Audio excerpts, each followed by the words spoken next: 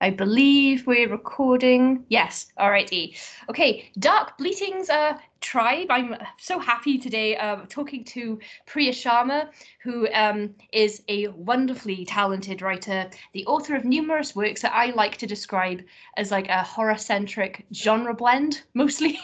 um, including Pomegranates, which won the World Fantasy Award last year for Best Novella, and All the Fabulous Beasts, which I've seen a lot of people talking about on the interwebs, which is also an award winner, the Shirley Jackson Award, and also the British Fantasy Award for Best Collection. So welcome, Priya, and thank you for being here today. Such a pleasure to have you. You're the first female author that I've managed wrangle for this series, so I'm really excited. So I just have to ask you those lady questions. Okay. Somebody asked me, what kind of stuff do you ask a woman author? And I was like, I mean, the same stuff that you'd ask a man author. Yeah, as a rough stab at that. Yeah. Apart from all of those secret meetings we hold in the woods, where we do all of dark magic and yes. So I have some icebreaker sort of, I say quick fire questions, but if we want to go into any of these, we can. Some of them are serious and some of them are a little bit silly, but this is just to for people who aren't familiar with you to get to know you a little bit. So we'll start with a really serious, important question, Priya. Tea or coffee? Coffee. Sorry. My British sensibilities.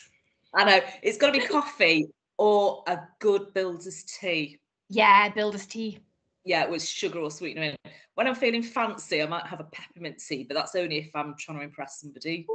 That doesn't happen very often.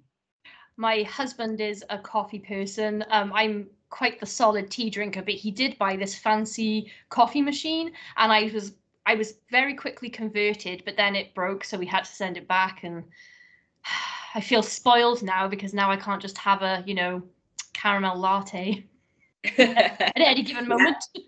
Yeah. Well, yeah, I just like a good, nice coffee, but God, I went into this coffee shop with this barista who was, because I wanted to put milk in it. He's like, no, the purity of the bean. So I have to drink black coffee. It's just not my bag. do you drink a caffeine when you first wake up? A caffeine, and then late through the day a decaf, just my own sanity. Yeah, so awake. This is why I'm awake all night, probably, because I just drink tea from morning to night, and sometimes right before I go to bed. So probably. Yeah. Do you have a favourite book of the moment? Oh, that's really tough. I recently read an arc of horror movie by Paul Tremblay. Oh, which was very, very good. I thought. I thought it was. I think it's possibly my favourite of his to date. Really? Oh, I love Paul Tremblay. He's so good. I have a little list of books of his that I haven't got to yet, but I have them. Yeah, my TBR is always about 10,000 books long. So when I see something new that I want to read, I'm like, I loved it. I loved how he he played with the whole horror movie thing, and I felt like there were loads of big questions in there and some very, very good chilling moments for my money anyway. Yeah, I read A Head Full of Ghosts was my first Tremblay. Yeah, I was so impressed when it ended. I was like, oh, yeah, it was a good one. I saw him in Bristol. He did a little bookshop event with Adam Neville, but I hadn't read any Paul Tremblay then. This was like back when A Head Full of Ghosts had just come out, I think. So I was familiar with Adam and not Paul, and now I'm kicking myself that I didn't have any good questions for him because I since started reading him and I was like, Yeah. What a duo though. To see. What a duo to see. Oh yeah, that was great. I don't know if anyone's ever noticed with Happy Goat Horror, quite an Adam Neville fan, so yeah. I love two Kaylee. Is that really greedy in terms of books? Sorry, say again? I'm allowed a second book. I know I've said Paul Tremblay's. Can I chuck in a second one as well? Oh, sure. Yeah, go on. Is that all right? I'd say I read it late last year, but Tender is the Flesh. Oh, Augustina Basterica. I've been meaning to get to that for the longest time. And yeah, maybe I'll bump it up my list because I do have it. So, Yeah, it's in my mind because I've just passed it to my partner to read. yeah. I'm just interested to once he really gets into it to what he makes of it. Mm-hmm. Cool. Yeah, no, I'm gonna have to bump that one up because people keep recommending that one to me. I keep seeing the cover everywhere as well, and I'm very intrigued. I've given it to some non-horror fans as well who have been really quite impressed and quite shocked. And yeah, I mean, I think it's funny because I've heard sort of mixed things about it, but I loved it. I love the clinicalness of it, and yeah, and it again some moments where I thought I'm gonna have to go vegetarian. Oh God, actually, I have been reading that in like the non-spoiler reviews. Who like this will make you want to go veggie. Yeah. So, I'm not, but yeah, Yeah. it had a fleeting moment of no, I do not want this burger. Well, I am intrigued. Do you have a favorite book of all time? Oh no, that's like saying what's your favorite food? I mean, look at me. Literally every food group is of interest to me. So to say my favorite book of all time, that is really, really difficult. I'd probably have a top 10 list. Oh my God, that is so cruel. That is really cruel. It's hard, isn't it? Yeah. And I think there's a couple of books, and again, you see, I'm straight out of Horrorland here, but the only book I've read twice is The Great Gatsby. Oh, I haven't read that. And I read it as a teenager, and then I read it again probably about 5 years ago and got very different things out of it. And a book I'd like to read again, which I only read in my 20s, is Wuthering Heights. Not because it's a love story, but it's a story of toxic love. Yeah, quite And dark, damage. isn't it? Wuthering Yeah, Heights. absolutely. Yeah, I mean that whole relationship just really interests me because they're not brother and sister, but they are brother and sister. They hate each other, they love each other, they can't stand each other, but they can't be without each other. Yeah, I'd love to. I need to revisit that definitely. I'm a big fan of a toxic relationship type of story, whatever the relationship is, because I think that most people have at least one. Yeah. With someone in their life at some point. So it's quite it's surprisingly relatable. So, yeah, and it's not necessarily a romantic thing. Yeah. It could be a friend or your relative, but yeah, definitely. And you can be trapped in that for a long time. I think people underestimate the darkness of some classic works because I have just gone into some books thinking, oh, this will just be, old timey and it'll have that romantic flair to it. And then you're like, oh, I see. People were basically writing extreme horror in the 1800s. Yeah, absolutely. I mean, I remember because my mum is a huge Mario fan, and she gave me Rebecca. Mm-hmm. Thinking I was getting a love story, and it's not a love story at all. Yeah, I just started The Monk. I do not remember the author's name though, but Yes. That's going back a couple of 100 years, and I know that was like banned at the time. I think there was some uproar about it. So and I thought, well, but what were people sensitive about then? It was, it won't be anything crazy. And then I was like, oh, I had a little look and I was like, oh no, that looks quite I think the word someone described it to me, The Monk, recently was sordid. Yeah. Which I kind of liked. Hey, if you like a little bit of medieval sordidness, oh God, her name escapes me, but Latveria. She wrote My Year of Rest and Relaxation, and I'll remember and come back to it. But in terms of body horror and sordidness, honestly, there were times when I was just like, I can't believe she's just written that on the page, because it's just so nasty. Yeah. And there's a massive morality tale in here, but I'm not sure I'm getting all of it. but if she's looking to shock, she's definitely shocks me, and I'm Yeah. pretty broad-minded. So. Yeah, and if you read a lot of horror, it's not that easy to shock the typical horror fan much. So when you come across a book, unless you're someone that reads, oh no, wait, no, I guess people who read a lot of extreme horror, particularly, would be even harder to shock. Yeah, it's weird because I'm not an extreme horror reader, and it's not snobbishness on my part. It just doesn't appeal to me because it's like that moment in some more extreme horror films I'm looking at thinking that's just ridiculous. I think with that Vona, it was just disgusting. It was more the human centipede than Saw. If you see what I mean.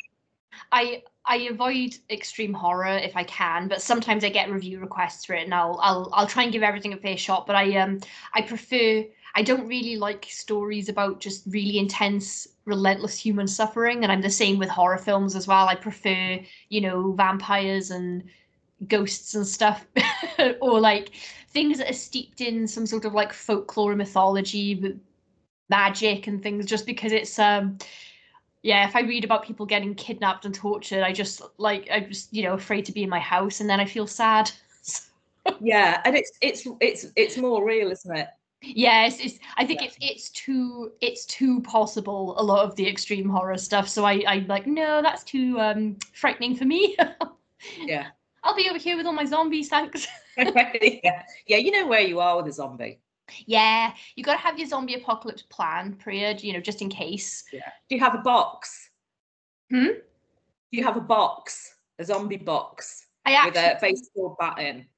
Yeah, I've got Negan's bat here from The Walking Dead. These are all my Walking Dead pops, by the way. I was going to comment on those. I love it. I love your commitment here. Yes, I went through quite the Walking Dead phase that lasted several years, and everyone for Christmas always would buy me these. So I had this mounting collection. I had to move them all from my office upstairs because I ran out of shelf space. So I've moved with them now. That's brilliant. Can you recommend a horror author that you think is underrated?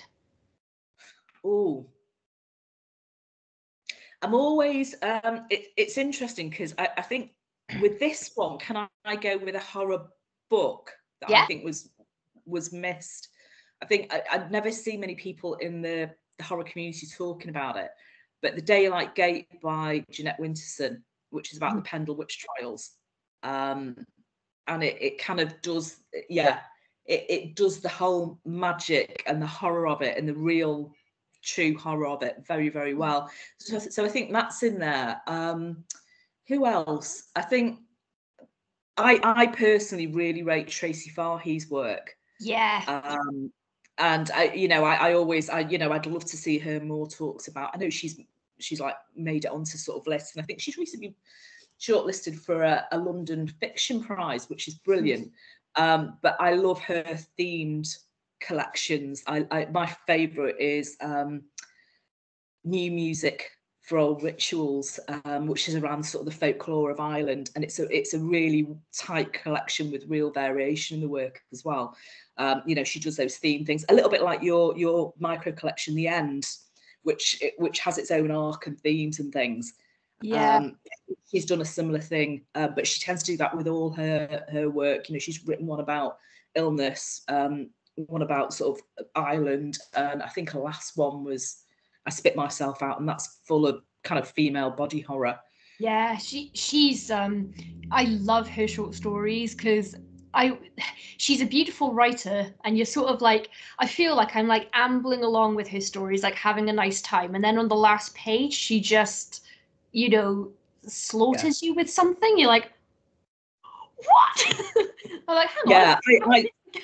I mean, she does that thing because I do like a bit of beautiful writing, and she's very good at that. Yeah.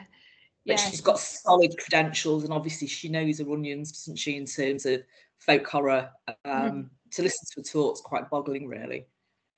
Yeah, I sometimes I was listening to her talk a little bit at FantasyCon last year, and at some point I was like, she's too smart for me. No, I feel the same all the time. Yeah, I feel the same at cons anyway. Like, oh my God, all these people are so knowledgeable. But yeah, she knows her onions, very much so. But yeah, there's loads of underrated writers out there working in the horror field. There's so many, and I almost don't like sort of singling out one or two people, just because they're, you know, there are a lot of them working away. So many that I started a website so I could go on times. Yeah, I can never pick a favorite like indie writer, or I find that question hard as well. I ask people, I'm thinking like, who would I recommend right now? Lots. Yeah. This is a really serious question, and you will be judged on your answer. Goats or sheep? Goats. Goats or cows? Goats. All right. Okay, you've passed. You've passed. It's fine. Do you know what this is? No. Right, we're moving on. Once again, okay. If anyone in the comments knows what that is, there is an actual prize. So I'll tell you when we stop recording, Priya. I think you're wasted on me, Kaylee. I can only apologise. No one knows what this is so far, Tracy, just so you know. So, sorry, Tracy, Priya. No, thank you. I'm glad it's not just me. No, so far everyone has looked at this and gone, "What is that?" I'm like, "No, moving on." But I'll tell you at the end. Do you watch TV shows very much? And if so, in your opinion, is there a worst TV show finale of all time? Oh, that's really difficult. Oh God. I mean, I remember watching kind of the first massive kind of like long art TV show that I just fell in love with was Lost. Yeah. And for me, that was unlike any other television that I'd seen before. So I was seriously grieved by season 2.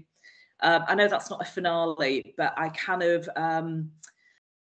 I felt cheated beyond all belief. And this isn't the worst TV show. I'm sorry, I'm not even going to answer your question because I'm going to change it a little bit here. I remember loving Ripper Street, absolutely adoring Ripper Street. That whole sort of Jack the Ripper thing, the whole kind of the individual stories, you know, they'd shoehorned in the Elephant Man, all kinds of stuff was going on there. But then the end was that final episode was so sour and bittersweet. I actually found it unpalatable. Am I allowed to say that? Yeah, I think that's actually a harder question when I'm talking to writers, because writers feel less happy to just absolutely rip something to pieces that someone has written. So it's but I have some I try not to bring up Game of Thrones with anyone anymore, because if you bring up the finale of Game of Thrones, people get angry for really prolonged periods of time. How did you feel about it? I was pretty angry because, in my humble opinion, I felt like they rushed a particular character arc. They were going along quite well with Daenerys, and then all of a sudden, and then I thought that they annihilated some of the other character arcs and development. Me and my brother made a joke that they sat in the writer's room and went, "What's the worst way we control all of the fans with all of the endings?" Apart from Sansa, I was fine with her. The pacing felt wrong, didn't it? Because they were because you'd had this beautifully paced, slow build up of all these arcs. Suddenly they kind of they almost gave an episode to tie up for some of them, which felt hugely inappropriate. And disappointing. I was a bit sad that because there were 2 years between the season before it and the last one, and because it had been so consistently good up until that point, I was like, oh no, I trust them. This is going to be. I think maybe my expectations were possibly too high, maybe, but I can't lie. There were things about it I liked, about how it ended for some of the characters, but yeah, it's weird because I'm at that stage where I'm thinking it's a bit of distance now. Maybe I could go back and watch the whole thing again. You know, because we kind of watched it as they were released. So it was like, oh my God, I don't remember that character, what happens with them. So to be able to sort of binge watch the whole thing and perhaps do nothing else with my life but binge watch Game of Thrones. Every weekend. Yeah. Absolutely. I was happy with the Buffy finale. Yeah. Still stand by Buffy. Yeah, no, I'm with you there. I'm with you there. This is another really serious question that really threw off. I think my interview with Mark Taus is up to date. The day that we're recording this, and this question really perplexed him. Robert Pattinson, what are your thoughts? I like Robert Pattinson. I have to say, I'm a huge fan of. Is it Before the Devil Knows You Dead? I haven't seen that one.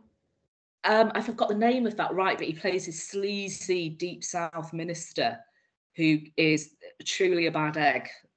No spoilers. And the whole film is so dark, so bitter. As an indictment of the awful human nature. You know, it just the whole thing is just horrific to watch. It's just yeah. But he's superb. I like The Lighthouse. Yeah, I like that. So yeah, I think he's become a really interesting character actor. Yeah, I mean, I don't know how you. I don't know how you feel about Twilight. Not my bag personally, but it's interesting to see him sort of undo all of that, and he's become this. I've not seen Batman. I've not seen his Batman yet. Yeah, me neither. I'm not a huge Batman fan though, so I haven't. Yeah, I mean, I don't mind a bit of Batman. I like the darkness of that character, and I keep thinking, oh, I will watch that. But yeah, his indie films, I think, have been very, very good, and the performances are always great. Yeah. Also, he just seems like a nice person. Yeah, I've got no opinion on him as a person. I don't know whether he's a tea or coffee man. Maybe I wait till I find that out, because that's yeah, absolutely. So who knows? But yeah, I mean, if I see his name on a slate, I think, oh, because he chooses interesting projects now, I think. Yeah.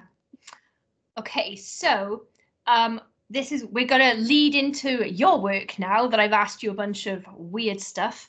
There's nothing to do with anything. Who is your favorite protagonist in fiction, and who is your favorite protagonist that you've created? Oh my gosh, my favorite protagonist in fiction. Do you know what I'm going to say? And I'm going to embarrass myself because I can't remember her name. But The Woman in White by Wilkie Collins, Marion Halcombe, the heroine of that, because she's unmarriageable, hirsute. She's not the romantic interest, but she's very much the protagonist of the book, who the villain of the piece says, if I walk on eggshells around her, and I'd be honoured to have a friend like her. So she sort of kicks butt, and I really, really like her. And she goes the extra mile to save the heroine, in inverted commas. So yeah, she was kind of quite astonishing in that sort of period of, people tend to think about Victorian heroines as lying on a fainting couch, and she's quite the contrary. So yeah, I think her. And in terms of my own work, I don't know.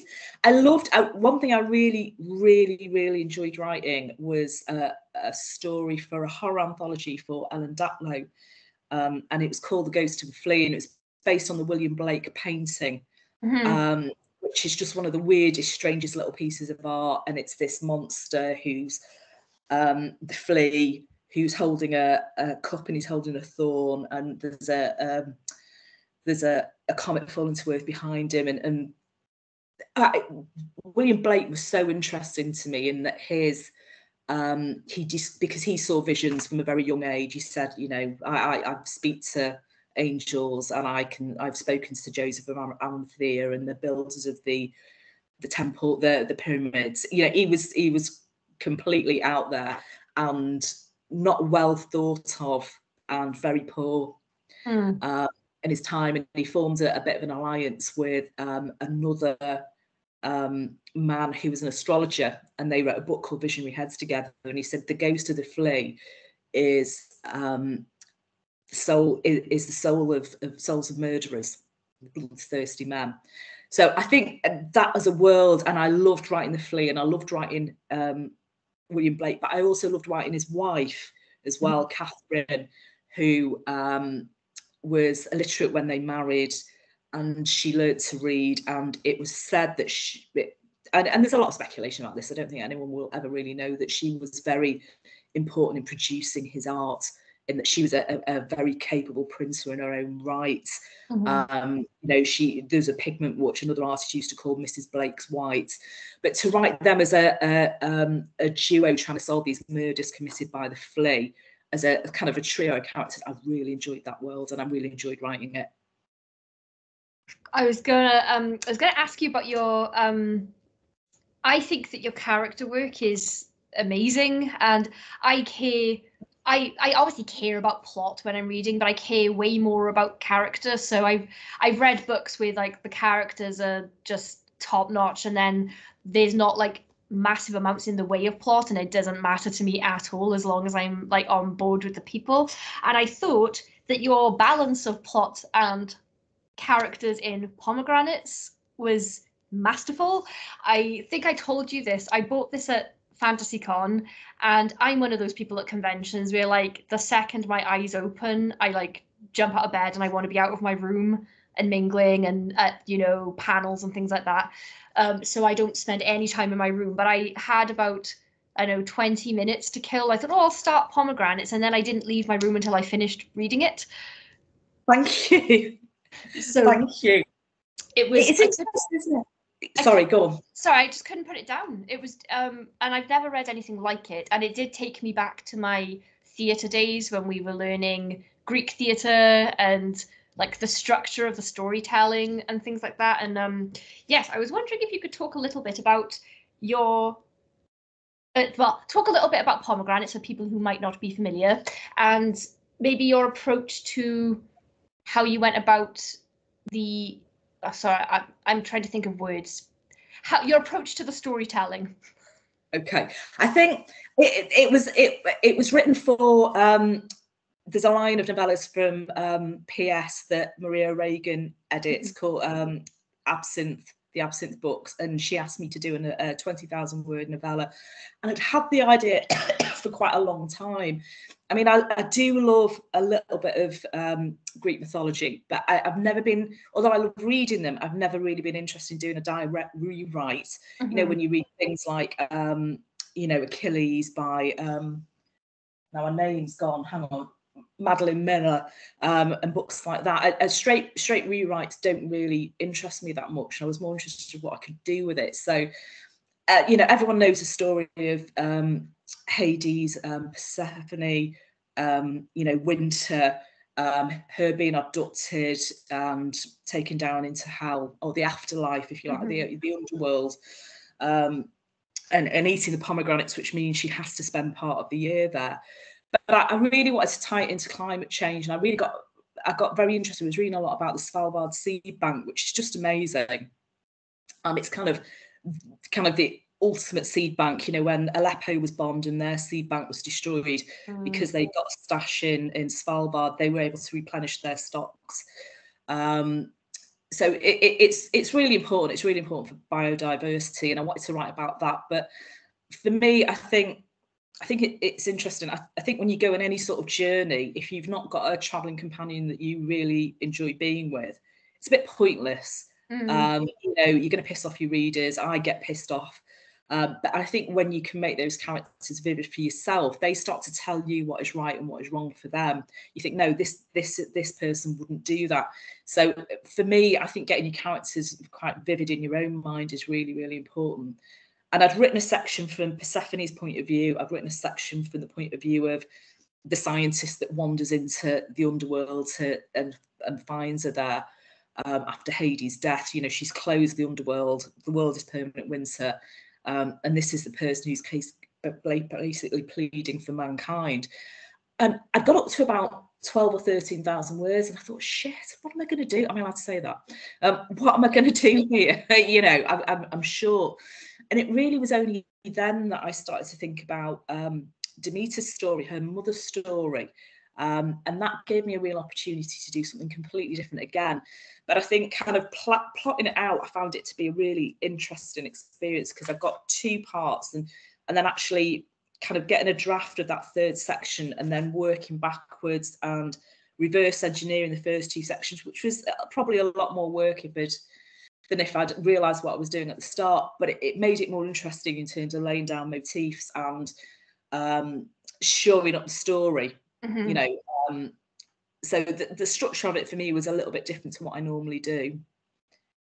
Yeah, it was I get very excited if there's like just some like a little extra something in the structure of a story, like how it's told. And I really loved there are these little like little chorus sections in between things. And yeah, just I don't know if anyone's like sort of familiar with sort of like Greek storytelling and theatre, but I had this lovely nostalgic wave of like, oh, I remember learning all this now, and I'd kind of forgotten about it. And yeah, I loved this book because initially I was like, okay, right, it's this type of story, and then you're going like, oh wait, no, wait, what is it? And then like the more you go in, it's just so it's like a potentially apocalyptic eco horror, but like on a bed of like mythology and like I love mixing things up. I love mixing things up, and to have I mean, I know eco horror has been done, that's not a new thing, but I was thinking, God, I want some ice zombies here. How do I do a zombie in this world? How do I show that the dead are still living and out there because they can't get into the underworld? Yeah, it was good fun. And I think the Greek chorus was really handy, because that was a way of because to avoid an info dump. Mm-hmm. Yeah. So it was a little bit lazy on my part, a bit of a conceit, but it was a great way of getting some of that information in for people maybe who didn't know the story. Yeah. So I could start with that from the Greek chorus, and the end is kind of like, well, who wrote this? This isn't right. Then I could spool off into my own thing, really. I thought that worked really well, because if you're someone who's like familiar with all of this mythology, then there's like you'll recognize bits and it'll be great. And then if you're not, those chorus bits are like a good way to punctuate like where you are in the story and everything. Yeah, it was just your writing is so beautiful. You're one of those writers where like I'm jealous, because I'm like, my brain will never work like that. I'm trying to. But, it's amazing, isn't it? Because I think we've all got writers who their prose style is just lovely. I mean, I don't know if you read any of Sarah Hall's work. No. She wrote a book called The Electric Michelangelo, and she did a really brilliant sort of feminist post-apocalyptic thing called the Cullen Army. But she's actually a poet. Mm-hmm. And when I read her prose, I'm just like, wow, the conciseness and cleanness of it, and the imagery is just beautiful. So I really envy poets. I know what you mean when you read something that you think, oh God, what a beautifully crafted sentence. Mm-hmm. And that's a skill. Obviously, I feel like I'm still learning. But another one's Simon Jones, who is a Welsh poet who's done a whole series of books. Some of them are alternative mythology. Some of them like veer into satire. Some of them kind of look like horror on the surface. Some of them are post-apocalyptic. Very short though, because he knows how to use language to great effect. So he doesn't need to write 100,000 words, And to me, that just sings. Not that a doorstop's not good as well. I think, well, your writing is quite poetic. I've seen people describe your work as like the language is like lovely poetic language. I've seen that in reviews, and I thought it as I was reading yours. I was like, oh, I'm like, I wish that my brain would like construct sentences that way. And yeah, but, it's weird, isn't it? Because I think everything evolves, doesn't it? When you look at your own writing, or I look back at mine from the start of it, and it was too much. It was too flowery. It was, you know, a lot of unnecessary like filler. I'm obsessed with cutting, actually. Yeah, I find that fun when I can Yeah, just I edit like my to own make, stuff. yeah, why use 3 sentences when I can say this in one, you know, and that's really important to me because I want it to be as clean as possible. Yeah, do you ever do that thing where you have like a good writing day, you're really happy with what you've done, and then the next time you look at it, you're like, what is this? What Oh, have I no, done? Kaylee, I never have a good writing day. Every day is perpetually, what the hell is this shit? And yeah, just lots and lots of rewrites. Hopefully less than when I started, but there's still a hell of a lot of rewriting going on. Yeah. And I think that's okay because sometimes I think you've just got to get it down because you don't want you in a critic on your shoulder the whole time you're writing. Because, you know, if you're waiting to write the perfect sentence before you can write the next sentence, you've got no scaffolding. Yeah, So chuck it down, you can sort it all out afterwards. that's So yeah, that's what I do because I generally find now that the rule for me is if I have struggled through my writing that day, that normally ends up being a story that's like really well received. Where even though even when I put it out, I'm like, oh, I don't know, I'm not sure about that, and then that'll be the one that everyone's like, oh, this story. And then if I've had like a great day and I'm really pleased with what I've done, guaranteed the next time I look at it, I'm like, why was I so pleased? Why was I smug about this? yeah, I think it's weird, isn't it? I think you can never sort of second guess what other people are going to think about what you've written. Yeah.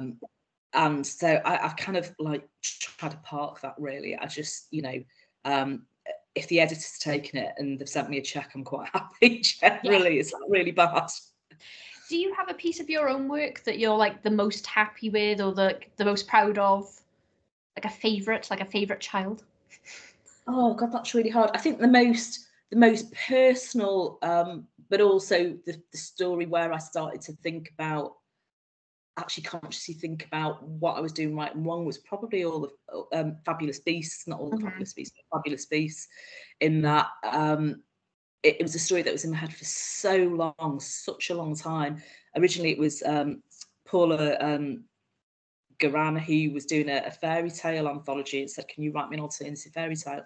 And I kind of got this image of these two girls in a tower, but a tower block, and it was a kind of, but I couldn't make it work, so I parked it and did other things.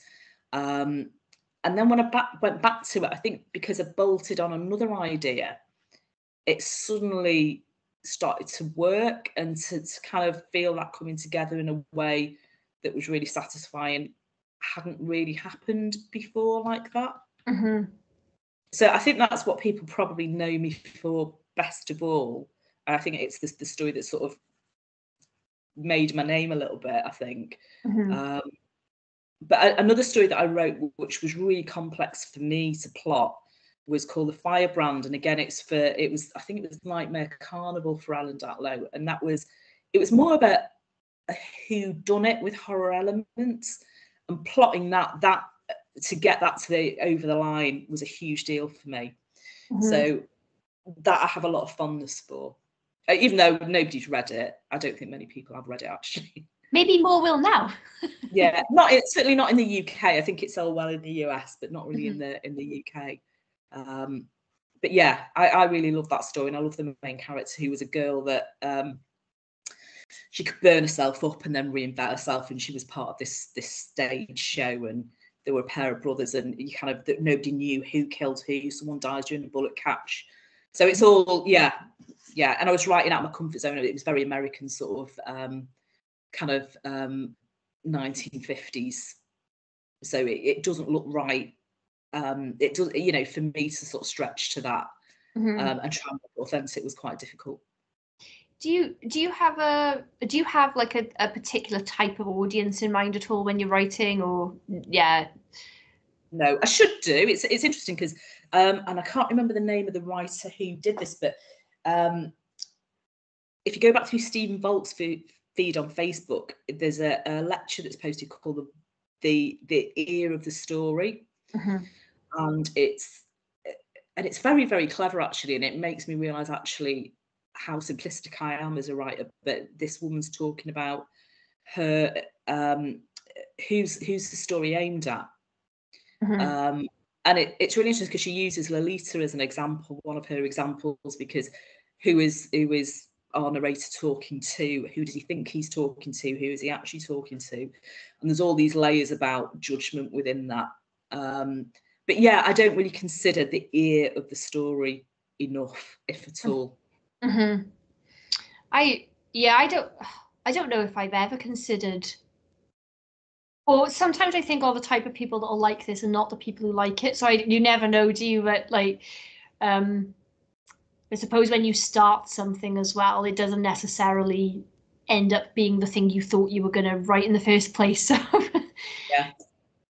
And I think for me, because I'm not this isn't sort of my livelihood, I have that luxury of, do you know what, I'm going to write what I want to write.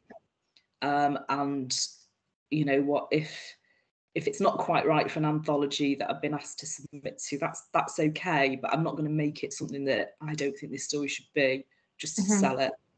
Yeah. Because it'll fall flat. I think, yeah, I like, there are times when I read stuff that's horror and I think you just force the horror elements in here. What you've got is a really great, you know, fantasy story or SF story, but you've sort of bolted in horror because you think that's the audience for this, and it's got to be true to the story ultimately. Yeah, I review, obviously I get a lot of review requests for anthologies and things. A lot of indie presses send me those, and most of the time there's always stuff to like in anthologies, even if you don't like every story in it. There are always good ones. There have been occasions where a couple of times, if it's been a themed anthology, I've at some point thought, this wasn't going to be a vampire story, was it? You've just wedged a vampire in. You had a story and thought, oh, I need a vampire story though, and you like, Yeah, shoehorned it in. And you can tell horror yeah, should serve the story. The story shouldn't serve horror.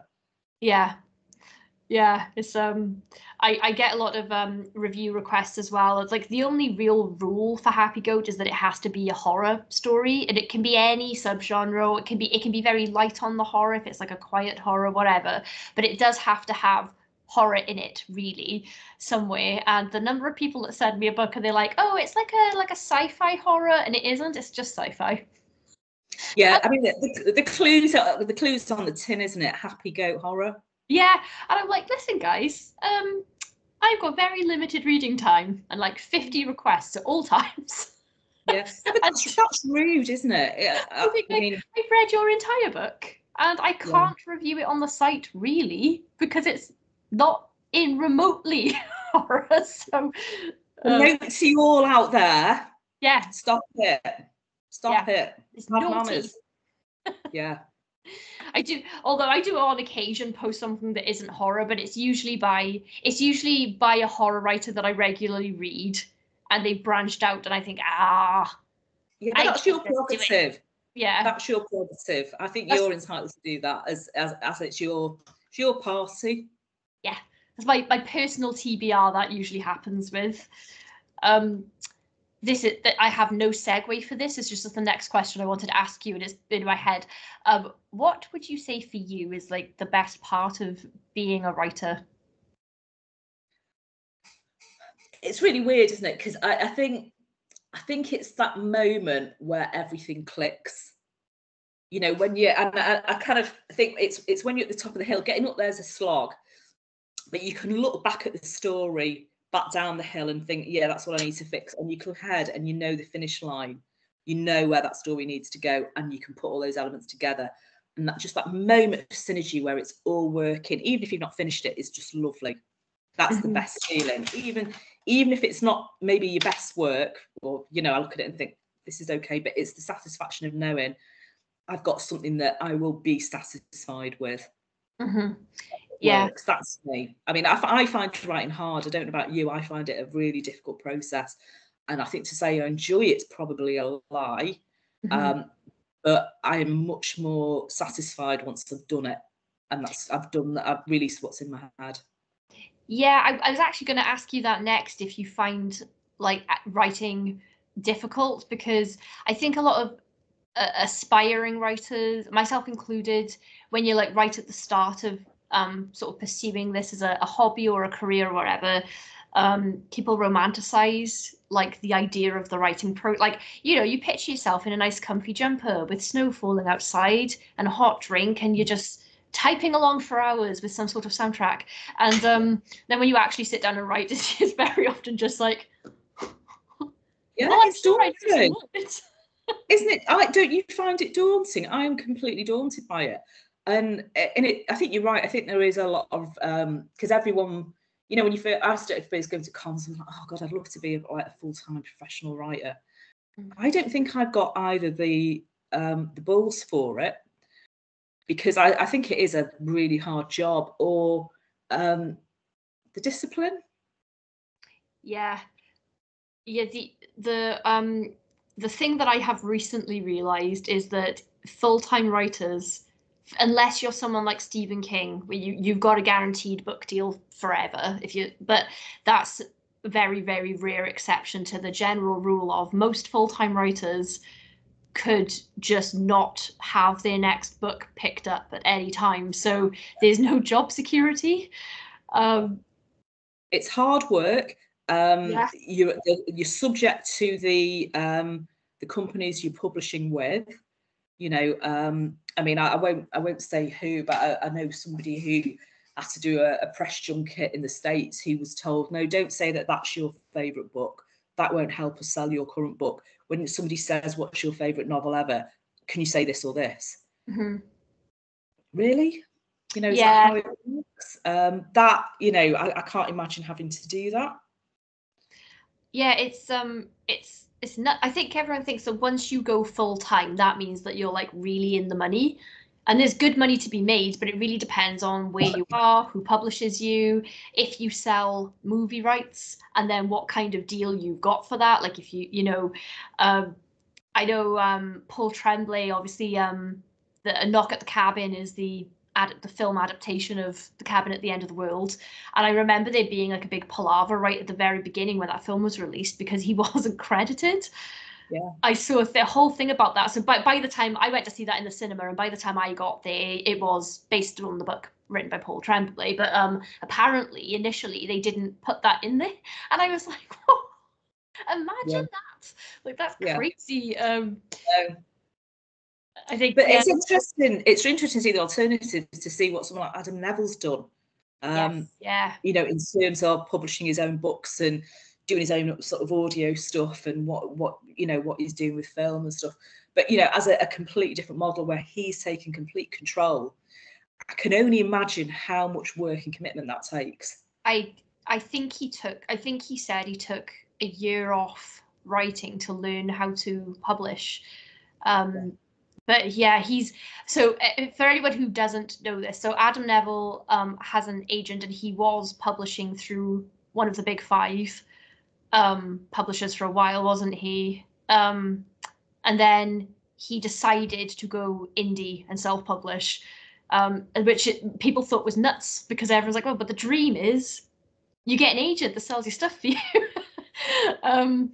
But yeah, I think I saw him on a podcast where he said that there was too much interference. I think one of the things he said was there was like too much interference about like, oh, can you write this kind of book? And he's like, well, no, I do this kind of book. Yeah. Oh, can you creative freedom? Mm. Yeah, it's interesting. And you know, don't get me wrong, I'm, you know, obviously, you know, if I were ever to write a decent novel and was fortunate enough to get it published by someone, I would be very grateful. But there's a lot to be said for, well, you know, he's put the graft in. He's put he's put money where his mouth is. Very few people would do that. So interesting. There are a lot of alternatives to being in one of like the biggest, being sold by one of the biggest publishers now. Like a lot of indie, like I think PS Publishing, for example, and Absinthe, put out absolutely beautiful books.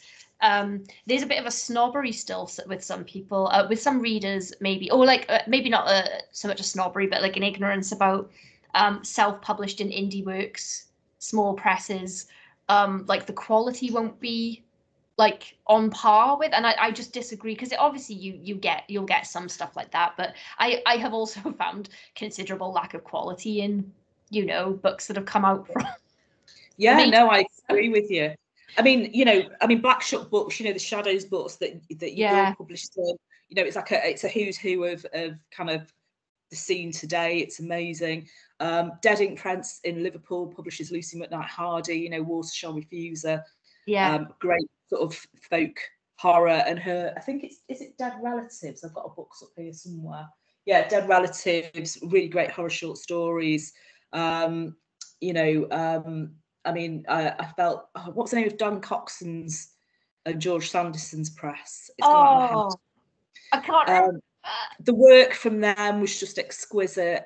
You know, obviously we've got Undertow, obviously, in Canada. You know, they published, you know, Steve Toes, Georgina Bruce, Laura Malrow, you know, a whole host of, like, you know, great short story collections. Starvaker was indie. Yeah, it's insane. I look at Cemetery Dance sometimes, because I know that was like one person's idea, and they've grown up. Like, yeah, they're I collect PS Publishing books purely based on Wow. they look beautiful. So Yeah, no, I was looking for a beautiful book. Yeah, um, absolutely. but that's how I found a lot of like new authors, because I know they say you shouldn't judge a book by its cover, but PS Publishing consistently put out the most beautiful covers you've ever seen, and they match what's inside. So, Unsung stories. Sorry, I was a bit senile. Jan and George Sanderson, and yeah, Unsung stories started. You know, I remember reading The Beauty by Alia Whitley, which just, and she's phenomenal. She's absolutely yeah, phenomenal. she's Another very underrated writer, but you yeah. know, I first picked her up there and thought, what the blazes is this? You know, body horror, post-apocalypse, you know, post-female society. Great, you know, very, you know, and she always like comes, you know, these challenging, amazing ideas that are all beautifully executed. So yeah, and I think that there's a lot to be said for the indie presses having the freedom to kind of push the envelope in terms of subject Yeah, matter that wouldn't be touched by the mainstream. yeah, that is a big perk if you're a fan of genre fiction, especially horror fiction, because not that all I don't want to misspeak. So there is a type of horror that mainstream publishing will publish, and then there's everything else, which you can find through indie presses and self-publishing, because I know that extreme horror, that's a thing about extreme horror does very well in the indie circuit. You never get most of those books past Yeah. an agent even.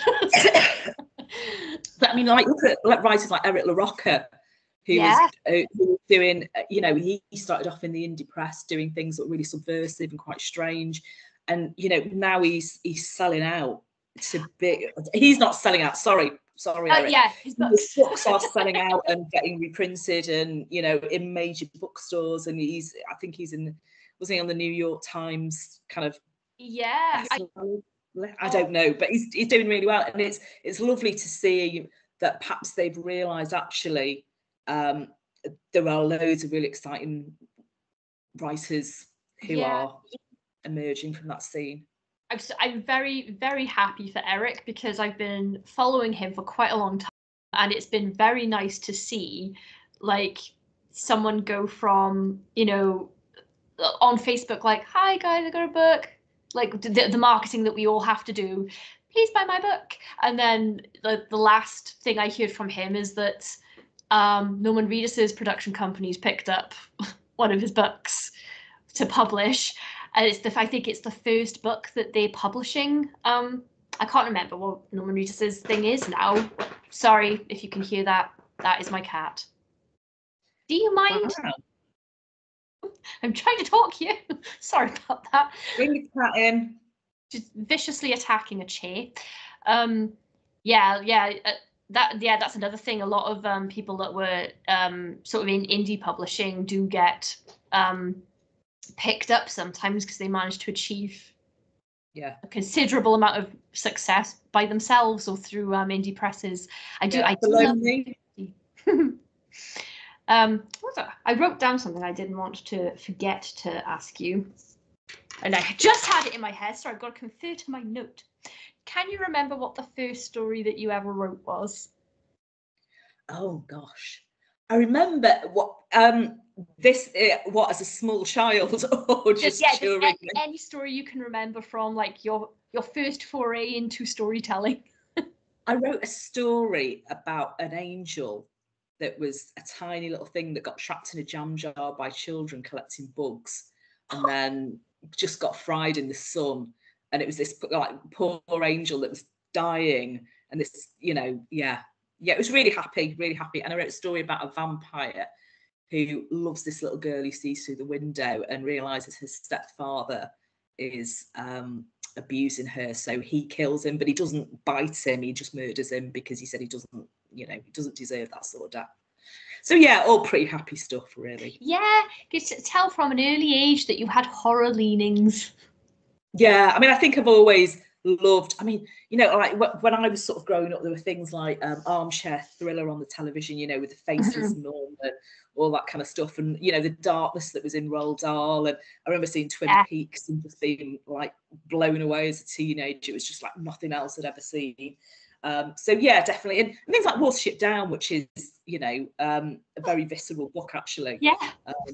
That was one of my favourite books as a kid.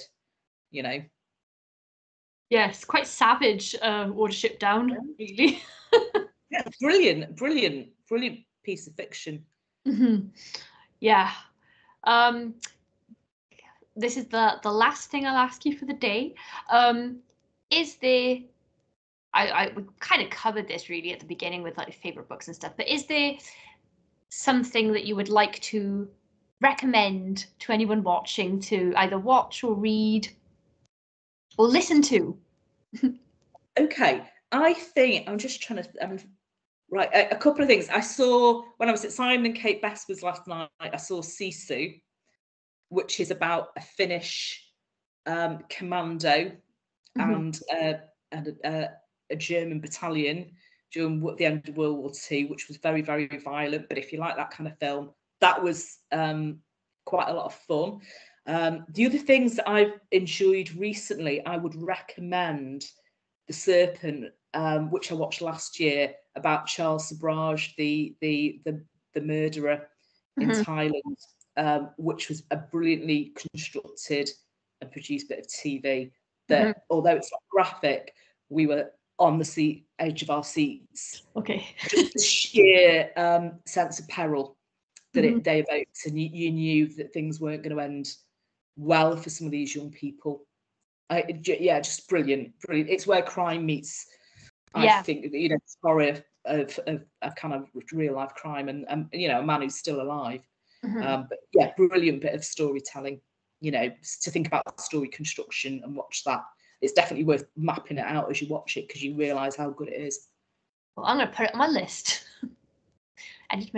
Okay, well, I shall let you go, but thank you so much for doing this. I really appreciate you having words. I don't know what's wrong with my words today. Really I haven't got words. Here.